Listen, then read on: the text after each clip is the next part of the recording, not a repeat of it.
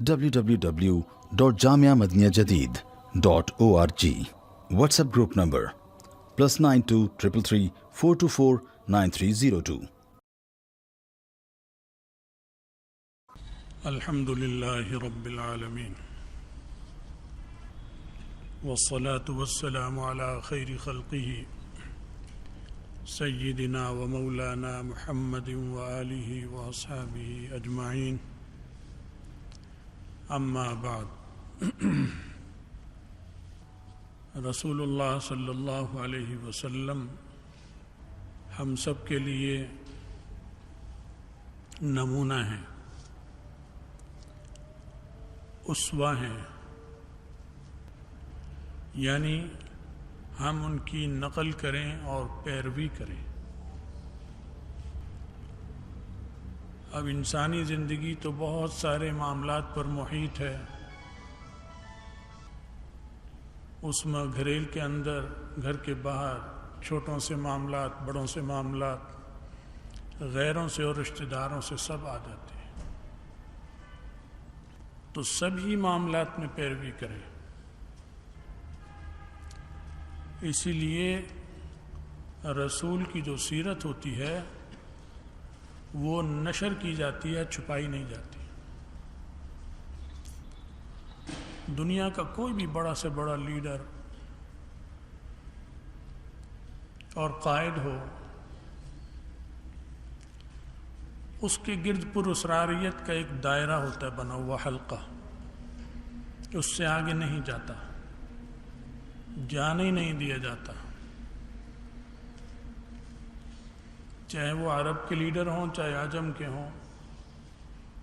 کافروں کی تو بات الگ ہے،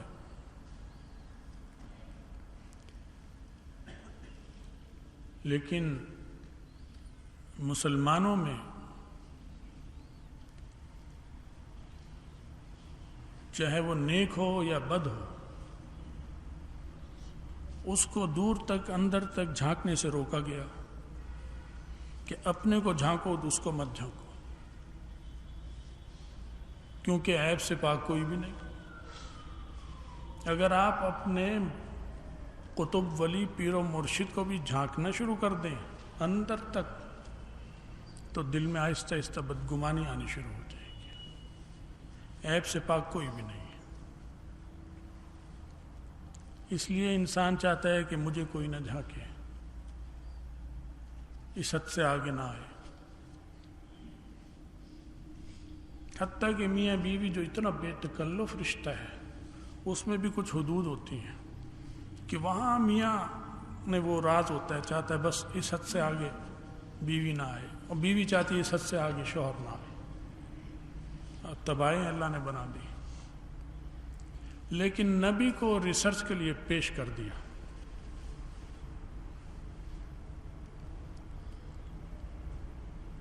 اور قرآن نے جس نبی کا ذکر قرآن میں آیا خوب کھل کر واضح ہے، اور رسول اللہ صلی اللہ علیہ وسلم کو تو اسوہ قرار دے دیا۔ لقد کان لکم فی رسول اللہ اسوۃ حسنہ، قرآن نے ایک ضابطہ بتا دیا کہ رسول اللہ صلی اللہ علیہ وسلم تمہارے لیے اسوہ حسنہ ہے، نقل کرنے کا بہترین نمونہ ہے۔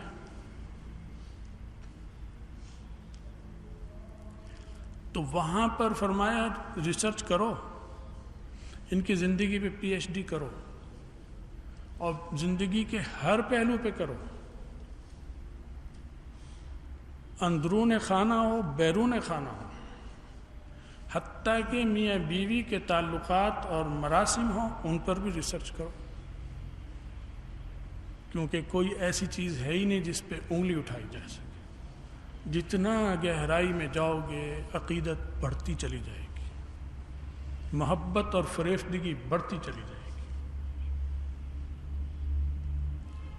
اسی وجہ سے تعدد جو کئی شادیاں رسول اللہ صلی اللہ علیہ وسلم نے کی، اس کی ایک حکمت یہ ہے کہ ریسرچ کا دروازہ وسیع ہو جائے، گھریلو زندگی جو بالکل چھپی ہوتی ہے یہ کھل کے سامنے آ جائے کہ جس کو ہم نے تمہارے لیے نمونہ بنایا وہ اتنا پاک صاف ہے کہ 11 عورتیں اس کے کردار پر شہادت دینے والی موجود ہیں۔ یہاں بیوی رازدار ہوتی ہے، لیکن شوہر کہتا ہے یہ بات نہیں بتانی جب تک زندہ ہو تم یا میں زندہ ہوں. بیوی کو کہتا ہے، بیوی شوہر سے کہہ دیتی ہے. رسول اللہ صلی اللہ علیہ وسلم نے نہیں کہا. چنانچہ آپ بیویوں کے ساتھ ایام ماہواری میں کیسے رہتے تھے؟ اور جب ماہواری کے دن نہیں ہیں تو کیسے رہتے تھے؟ یہ ابو بکر کا نہیں آ رہا، نہ عمر کا آ رہا ہے، رسول اللہ صلی اللہ علیہ وسلم کا آ رہا ہے. کیونکہ نبی علیہ السلام اسوہ ہیں، ابو بکر اور عمر اسوہ نہیں ہیں، وہ بھی انہی کی نقل کریں گے. تو زندگی کے ان پہلوؤں پر کوئی باحیا آدمی اگر تبصرہ کرے جو چھپائے جاتے ہیں، تو باحیا بھی ہو اور یہ کھولے بھی، تو اسے تو شرم حیا بہت تکلیف دیتی.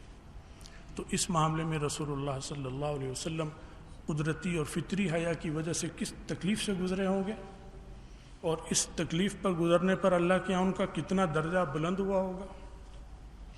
اور باحیا بیویاں کس شرم اور مشکل سے گزری ہوں گی، کیونکہ وہ بتا رہی ہیں کہ اس وقت رسول اللہ صلی اللہ علیہ وسلم اس طرح ملتے تھے، تقبیل فرماتے تھے، چوم لیتے تھے، ماہواری میں اس طرح لٹا لیتے تھے، میری گود میں سر ہوتا تھا، میں کنگھی کرتی تھی، میں دوڑ لگاتی تھی، وہ میرے ساتھ دوڑ لگاتے تھے.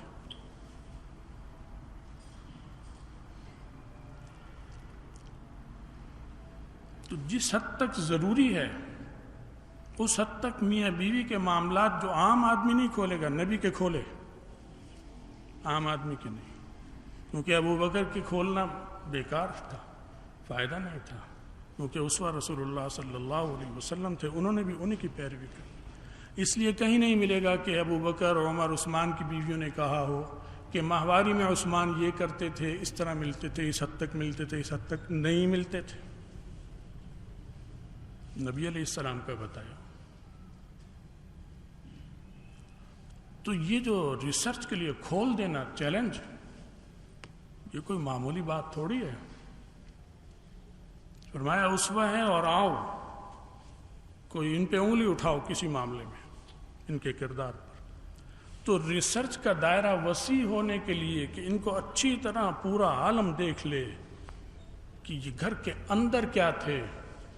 11 بیوی کا ایک بیوی ہو اور کردار میں ذرا سی کمزوری ہو، چھپتی نہیں ہے، نشر ہو جاتی ہے. ایک بیوی سنبھالنی مشکل ہوتی ہے کہ کس طرح اس کو میں رکھوں کہ یہ میرا پردہ رکھے، اور 11 ہوں تو کتنا مشکل ہو جاتا ہے.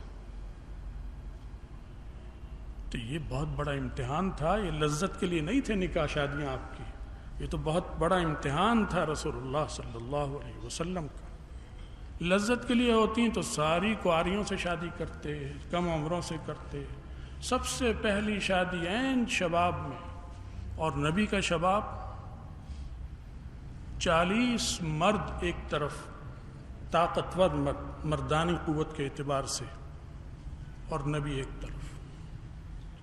یہ قوت اللہ نے نبی کو دی ہوتی ہے، پھر بھی وہ کردار کا اتنا مضبوط.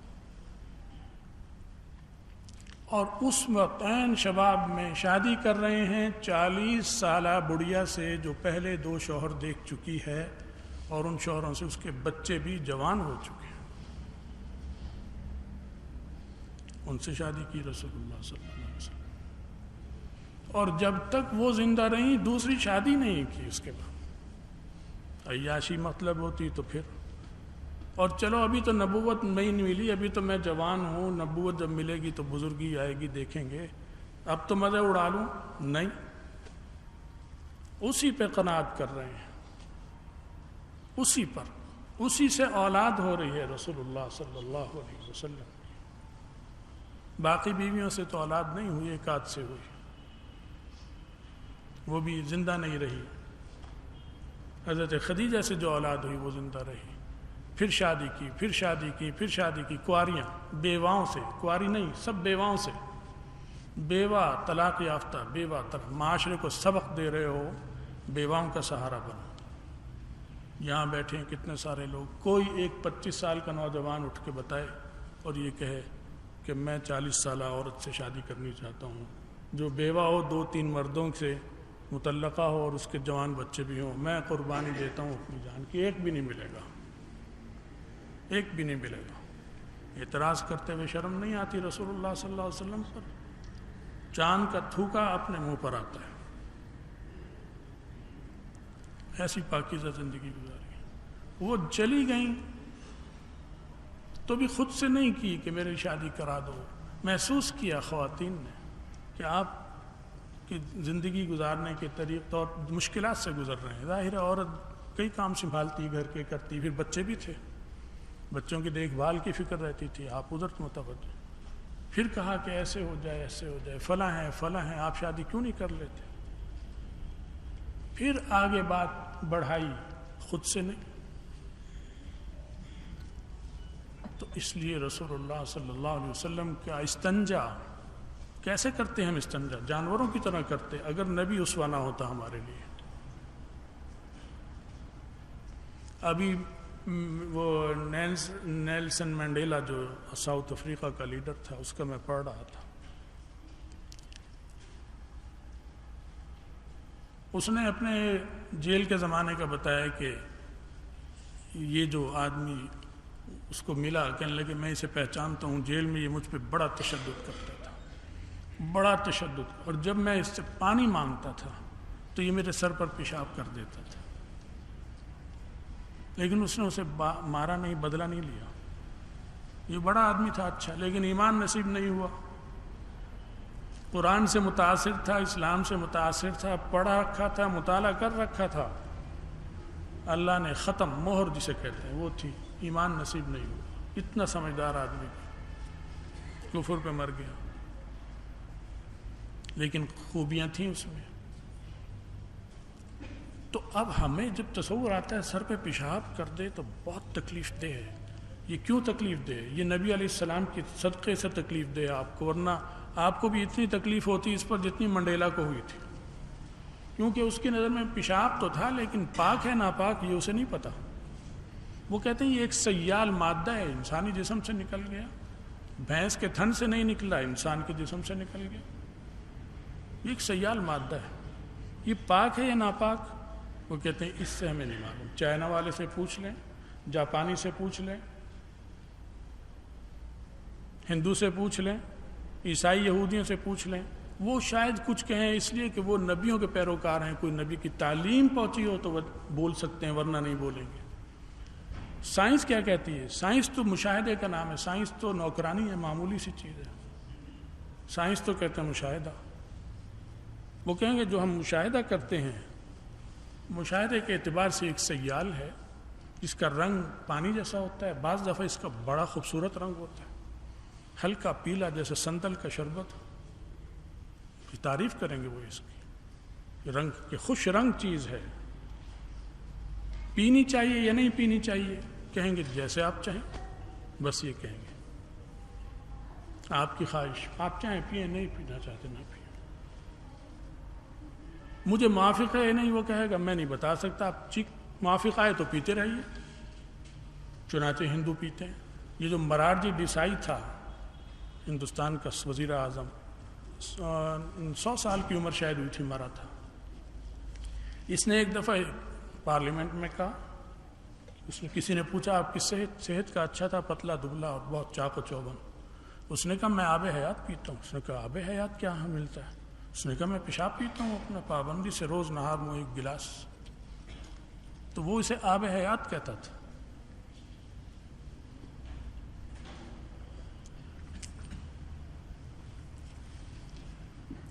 جب اس نے کہا تو اور لیڈر جو بیٹھے تھے، جو شرما شرمی بتاتے ہی نہیں تھے، انہیں بھی انہوں نے کہا یہ ہم بھی حضرت پیتے ہیں، یہی آپ کے پیروکار ہم بھی بیٹھے، ہم بھی یہ پیتے ہیں آب حیات۔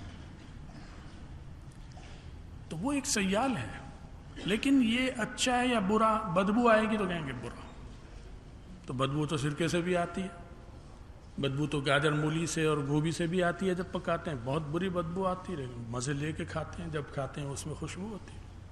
تو بدبو نہ بدبو یہ کوئی معیار نہیں ہے۔ تو یہ کہاں سے معلوم ہوا؟ یہ آسمان سے آئی یہ تعلیم، یہ زمین سے معلوم ہو ہی نہیں سکتی تھی۔ سائنس اس تک نہیں پہنچ سکتی، کرۂ ارض یہ معلومات آپ کو نہیں دے سکتا، یہ آسمان سے حضرت محمد رسول اللہ صلی اللہ علیہ وسلم کے صدقے ہمیں معلومات ہوئی۔ تو خیر بات لمبی ہو رہی ہے، نبی علیہ السلام ہمارے لیے اسوہ ہیں اور ان کی زندگی بے داغ ہے، اس لیے قرآن نے چیلنج کیا کہ اس کتاب اللہ جیسی کوئی آیت لے آؤ اور اس کے کردار پر کہیں انگلی اٹھا کر دکھاؤ۔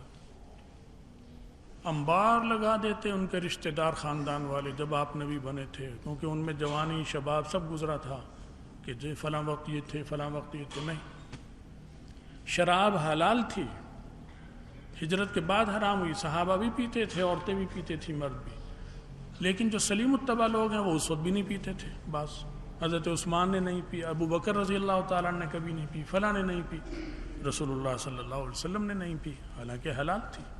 نہیں، طبیعت نہیں، اچھی نہیں لگتی، بری ہے۔